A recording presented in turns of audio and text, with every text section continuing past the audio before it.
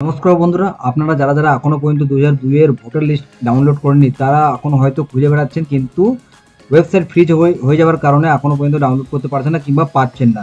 তাদের জন্য বলে রাখি, আপনারা কিন্তু নিজের পুলিং স্টেশন নামটা আমাকে কমেন্ট করলে কিন্তু আপনি নিজের পুলিং স্টেশনের পিডিএফটা পেয়ে যেতে পারেন, মানে আমি প্রোভাইড করে দিতে পারি। এই যে পুলিং স্টেশন আপনি দেখতে পারেন, আপনার এর মধ্যে কোনটা আপনি সার্চ করে নেন। এই যে আমি স্ক্রল করে দিচ্ছি, আপনি দেখতে পারেন নাম্বারটা এবং নামটা।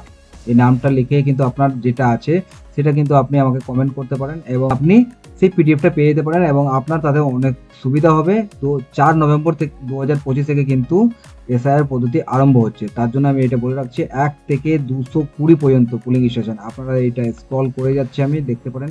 এই পজ করে করে আপনি দেখতে পারেন, এই যে আপনার সিরিয়াল নাম্বারটা দেখতে পারেন কিংবা পুলিং স্টেশন দেখতে পারেন। পুলিং স্টেশন বলতে আপনি যেখানে ভোট দিয়ে আসছেন, সেই জায়গাটাকে নাম পুলিং স্টেশন বলা হচ্ছে।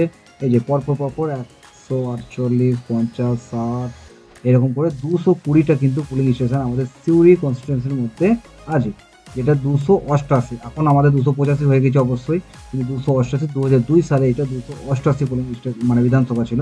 সেই জন্য বলছি, এই যে 220টা পুলিং স্টেশন আছে সেইগুলোকে আপনি কমেন্ট করুন, আপনি পিডিএফ পেয়ে যেতে পারেন। আমি প্রোভাইড করার চেষ্টা করব।